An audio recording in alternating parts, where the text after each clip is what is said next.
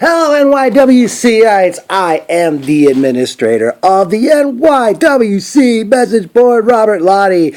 Sideshow was an awesome way to kick off 2015. I'm sorry, folks. And definitely a great way to send home everyone. We kick off the show with a three-way match pitting Cooley K versus Monster Mac versus the Stallion Anthony Lacerra. As their match was going on, the A-listers come out, and basically, I forgot what Alvin Alvarez said on the microphone, but they ended up having a six-man tag team match. Eddie Guapo, who was in the corner of Cooley K, said that if you guys lose, I get you one-on-one, Alvin. And the match was on as we saw Cooley K, Monster Mac, and Anthony Lacerra defeat Alvin Alvarez, Ultimo Maya, and Kano. Up next was an SWA showcase match as the protector of pro wrestling, Jack Gallo, defeated Trent Farrell. Jack Gallo has impressed me in the past, and I definitely would like to see him on NYWC events. Next matchup was set for a 10-minute time limit. Out comes the Greek god Papa Don, and he takes the microphone and he says, I don't want to talk about the past in terms of the premier gods. I want to look to the future. Eventually, premier athlete Anthony Nese comes out, and they talked about the fact that Papa Don mentions that he won the Masters of the Mat twice, and Tony Nese only won it once, and it was the only time he was in it. And Nese went so far to say, you're batting 500, but I'm batting 1,000 in Master of the Mat. So they had a match right then and there, which resulted in a 10-minute draw. Fans asked for 5 more minutes, and the fans got what they wanted, and that 5 minutes went fast because there was still no winner. And it was then announced that at the Psycho Circus on Saturday night, February 28th, there will be a grand Master of the Mat match, as it will be two-time Master of the Mat winner, the Greek god Papa Don, versus the 2012 Master of the Mat winner, premier athlete Anthony Nese, and the man who won the 2014 Master of the Mat, Drew Gulak. Up next, we saw Sumi Sakai make her NYWC debut as she defeated Chrissy Rivera. Then we had another matchup involving a debut as we saw the Grim Reaper defeat David Finlay, who is the son of WWE's Fit Finlay. Up next, we saw Team Tremendous defeat Milk Chocolate to retain the Tag Team Championship. It was then announced that at Psycho Circus, there will be a 4-way match for the Tag Team Championship as Team Tremendous defend against the former champions Milk Chocolate, former champions Juicy Product, and the FBI. Intermission took place next, and we had intermission. We talked. I'm sorry. Did I say talked? Sorry. We had intermission. Okay, yeah. As intermission resumed, we saw T.J. Marconi with Braid Knight in his corner take on Habali Jr.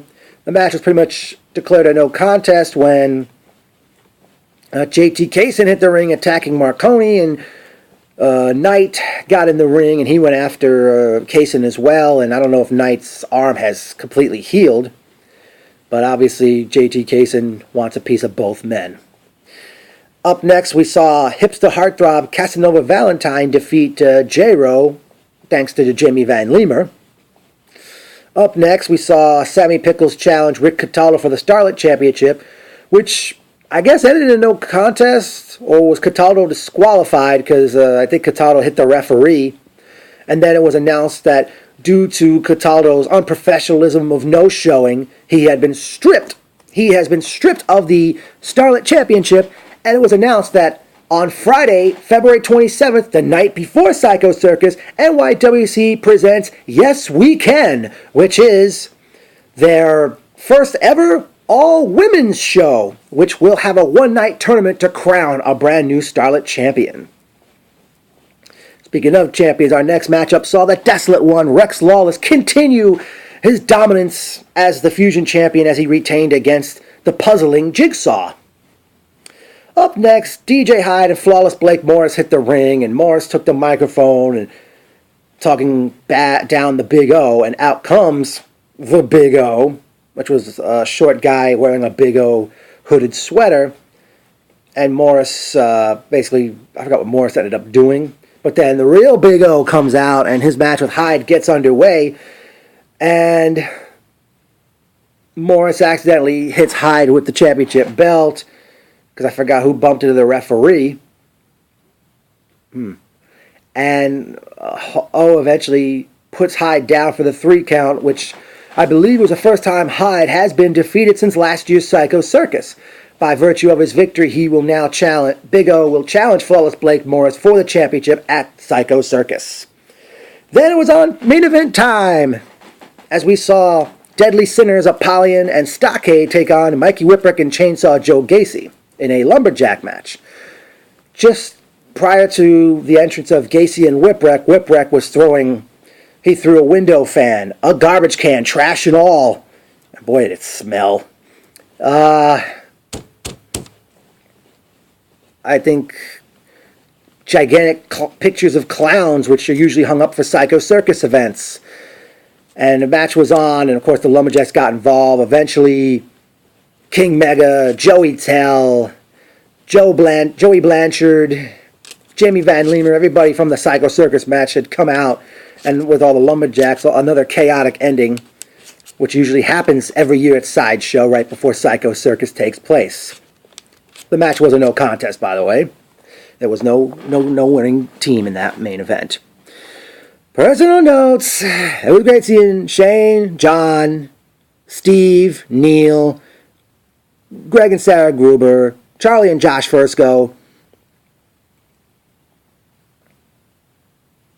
James McGrady, David Poppy, Vinny, in attendance, the lovely Lexa Rose. Who else did I see there last night? The lovely Jessica.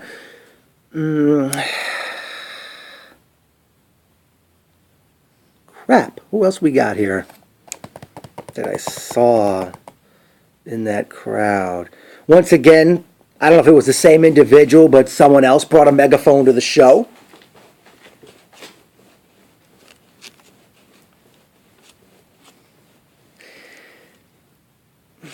Might as well go to the memorable quotes now. Sit on it! No pants needed, Josh Fusco, referring to Jay Red. Red. Bam, bam. TJ Marconi with my megaphone towards me. I think it was high time for a wrestler to do that towards me. I don't think I really care. Quote me on that, Lottie.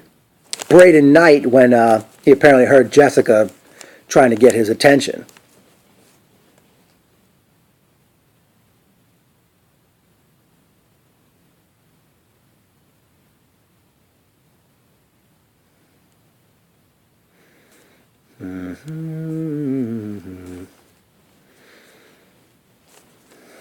Crap.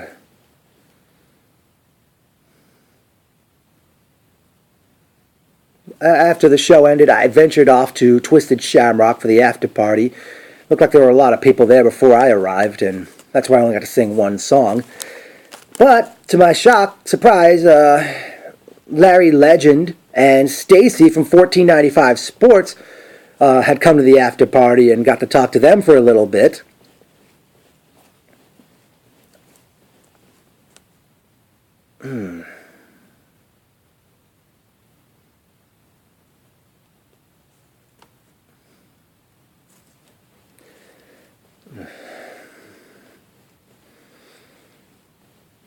Dang it. What else was there? Okay, well, as I already mentioned, the matches that have already been announced for the Psycho Circus. No, wait. Psycho Circus the 13th on Saturday night, February 28th. In case you didn't know, the Psycho Circus match itself will be on one side, the Deadly Sinners, King Mega, Jamie Van Leemer, Hipster Heartthrob Casanova Valentine, Demonic Juggernaut Apollyon, and Devil's Outlaw Stockade as they go up against Mikey Whipwreck, Chainsaw Joe Gacy, Indestructible Joey Tell, J-Ro, and Joey Blanchard. I'd like to see Rex Lawless go one-on-one with Mike Mondo for the Fusion Championship. We'd like to see Monster Mac one-on-one with Alvin Alvarez.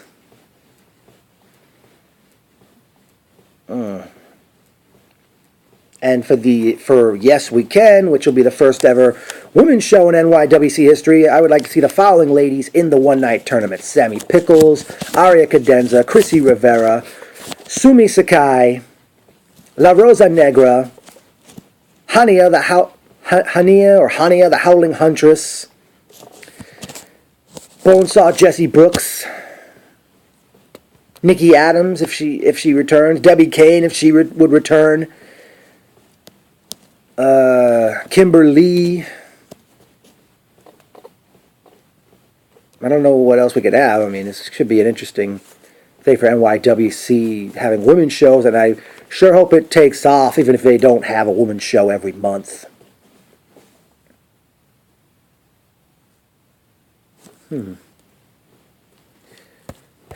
What else we got here?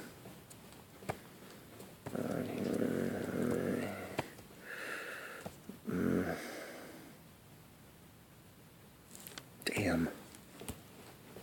What else do we have to discuss?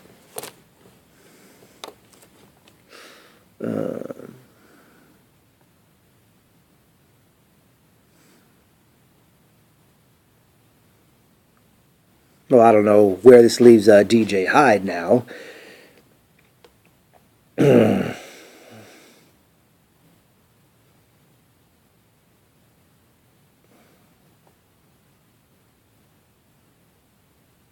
Okay, well, I guess that will do it from here.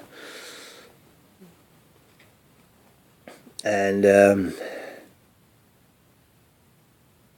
I forgot to mention, great timekeeping by Jim Lundis.